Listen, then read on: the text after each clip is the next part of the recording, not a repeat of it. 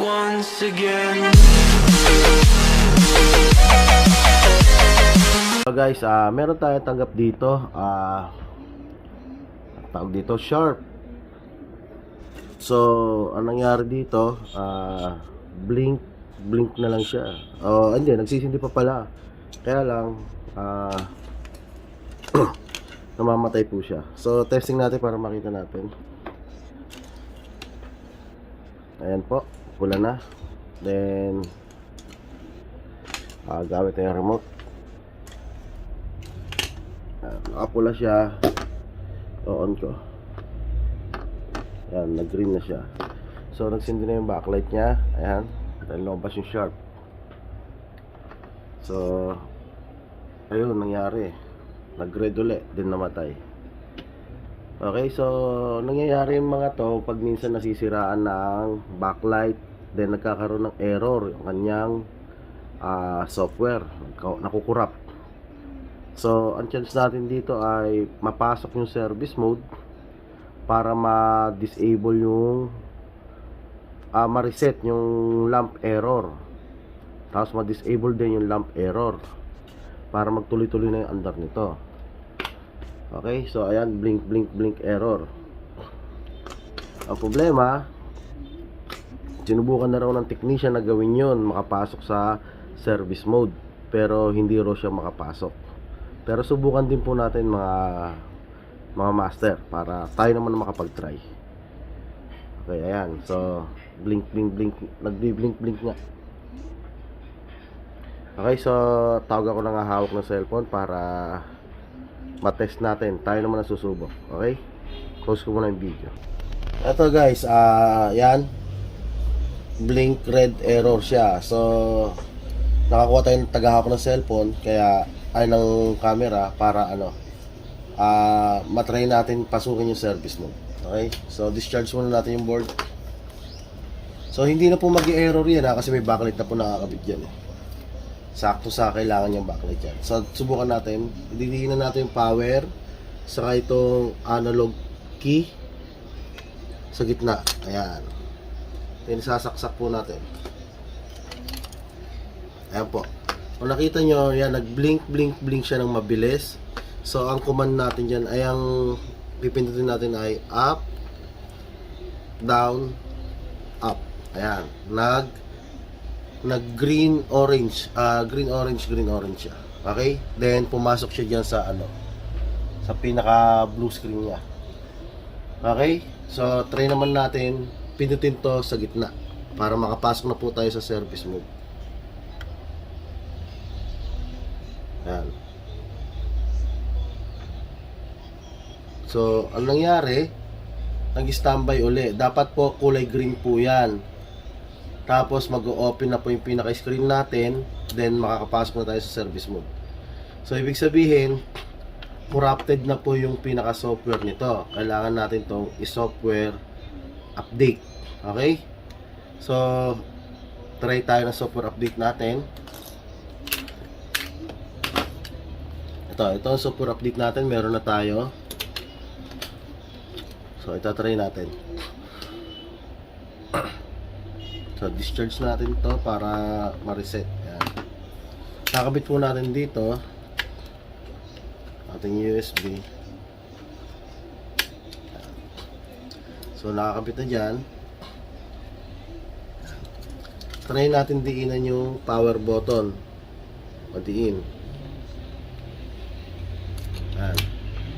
Madiin.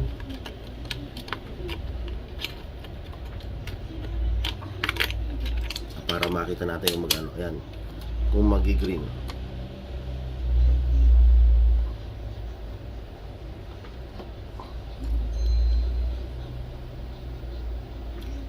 Tingnan natin kung papasok siya sa software upgrade. Ayan, nag-blink yung USB. So ayan siya mga master, pumasok na siya sa software upgrade. Okay, so makikita natin to, nag-blink po siya. Ayan. So hintayin natin matapos. Kaya natin siya matapos. Ayan. Install completed. Tatanggalin na po natin to. Ayan. Tanggal na po. Then, yan. Discharge lang natin. Tingnan natin kung magtutuloy-tuloy na to. Ayan. So, ayan. Nag-green na siya. Nakasindi na rin po yung backlight natin. Lumabas na yung shot. So, tingnan natin kung magtutuloy-tuloy na to mga master para ayan. So, kung nakita nyo nag-red uli siya. Okay? So, medyo mahirap po ang problema nito kasi nag-red uli. Okay, so subukan naman natin na pumasok sa service mode. So, discharge natin.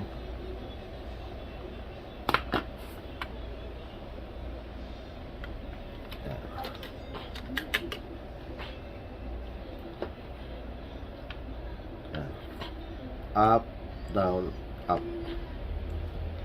Ayan, kapasok tayo sa ano. Tignan natin makapasok tayo sa pinaka-service mode nya.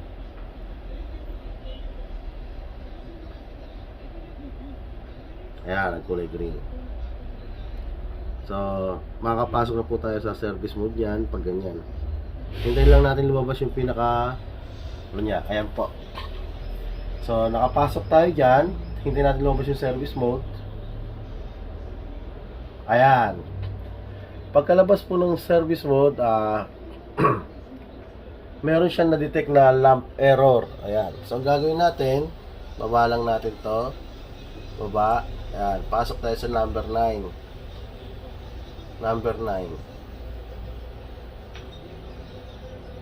Number 9. Okay. So, yung lamp error niya ay 5. So, kailangan natin yang i-0. Okay? Yung lamp error stop, gawin natin 1. Okay? Then, patayin na lang po natin. Yan, patay na. So, tingnan natin ngayon kung magtutuloy-tuloy siya. So, discharge muna natin yung board natin. Tingnan natin kung magtutuloy-tuloy. Yan, nakapula. Yan. Hindi natin lumabas yung sharp. Reset lang natin.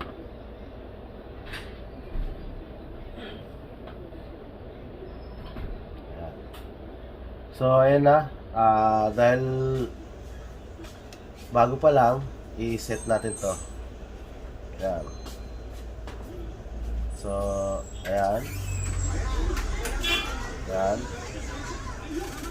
Menu lang natin. Turn. Menu. So, ayan na po. So, napansin nyo, hindi na po siya namamatay. Tuloy-tuloy na po siya. So, tuloy-tuloy na yung board natin. Pwede na siyang mapanooran.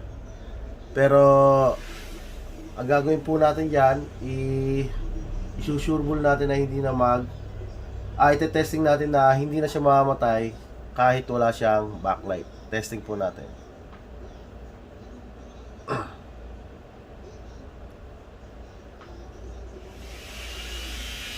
So, ayan.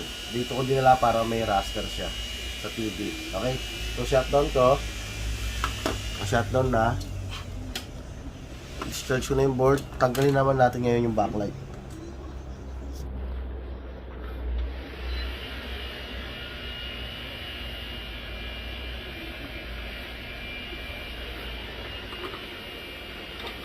So, ayan. Tanggal na po yung backlight natin. Sasaksak na po natin to. Ayan, nakapula. Power on natin. Green. So, hintayin natin makapasok sa tawag dito. Ayan. So, hindi ko pa pala naset na maayos ng enter wizard na to. Na-cancel ko kasi kanina eh. Ayan. DTV na lang. Name. Luzon. Ayan. Malabon po tayo, Malabon. Ay, Mandaluyong. Cancel na lang natin. Ayan. Tapos, okay. So, ayan guys, wala siyang backlight. Yan, wala siyang backlight. Hindi siya namamatay. Okay, so kanina, hindi tayo makapasok sa service mode kasi corrupted talaga yung kanyang software. Then, kahit nag-software update tayo, namamatay pa rin siya. Nakita nyo kanina. Kaya ginawa natin, pumasok na tayo sa service mode para ma-reset na po yung board niya. Then ma-enable po natin yung lamp error disable para mawala po yung lamp error niya, kaya kahit walang backlight hindi siya mamatay. Okay, so mga master, sana nakatulong sa inyo itong ginawa ko, demonstration ko. Then masosolve na natin ang problema na to kahit walang backlight.